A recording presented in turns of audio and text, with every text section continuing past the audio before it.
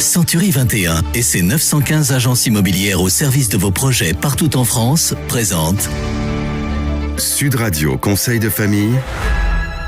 C'est l'heure de retrouver Conseil de famille. Bonsoir Stéphane Moller. Bonsoir Philippe Rossi. Stéphane, vous êtes associé au sein du cabinet VIA et nous nous retrouvons chaque soir pour parler finances, immobilier, droit de la famille, en fait pour parler de gestion de patrimoine. Et ce soir, nous retrouvons avec plaisir Roman Kowalczyk qui vient répondre à une question de Jean-Marc à Tours. Roman, c'est quoi un ETF ? Alors un ETF, c'est un acronyme un peu barbare qui désigne un fonds. On peut également l'appeler tracker. Qu'est-ce que ça veut dire ? C'est un fonds qui a plusieurs particularités. La première, c'est qu'il se négocie comme une action.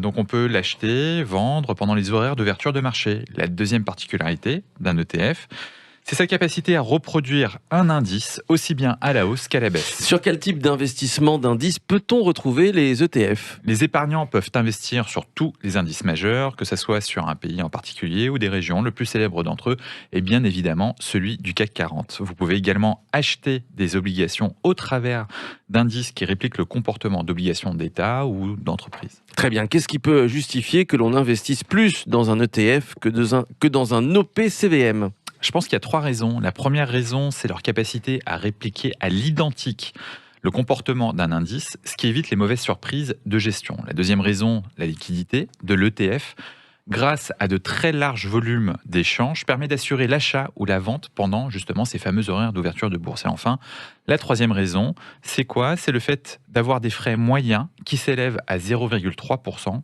pour des ETF contre 1,8% pour des OPCVM classiques. Donc, on retrouve le meilleur de tous les mondes en investissant sur un panier d'actions qui se comporte comme une action à moindre frais. Ouais, en fait, ça veut dire qu'un épargnant paye 5 fois moins cher. Dans l'exemple de Roman, sur une période de 10 ans, le gain peut aller jusqu'à 15% de performance en plus. Roman, est-ce que les investisseurs peuvent toucher des revenus sur ces ETF ? Alors, exactement comme les OPCVM traditionnels, les actions, les obligations, les ETF peuvent avoir des revenus, que ce soit des obligations, que ce soit des dividendes, ou des coupons. Très clair. Alors, on peut également investir sur des thématiques ? Alors justement, ça fait partie des dernières innovations dans les ETF. Depuis 5 ans, l'apparition de thématiques comme l'intelligence artificielle, les semi-conducteurs, les valeurs bancaires ont mis en évidence la pertinence d'avoir des ETF dans son portefeuille. Plus récemment, il y a des ETF qui ont des filtres de développement durable ou d'investissement responsable qui ont émergé et connaissent un très vif succès. Roman, Stéphane, à la vue de ces informations, quel intérêt y a-t-il à acquérir des OPCVM classiques ? Eh bien, à mon sens, ils sont très faibles et il est nettement préférable d'acquérir des ETF. En fait, les marchés financiers sont un jeu à somme nulle. Tout ce qui vous est pris en frais est déduit directement de la performance nette. Les ETF présentent des frais très réduits, donc mécaniquement, leur performance sur longue période sera bien meilleure que la moyenne d'un OPCVM classique. Merci Stéphane, merci à vous Roman. Comme Jean-Marc, vous posez vos questions sur le site Conseil de famille, conseil avec un s-de-famille.com. Conseil de famille à retrouver évidemment en podcast sur notre site sudradio.fr.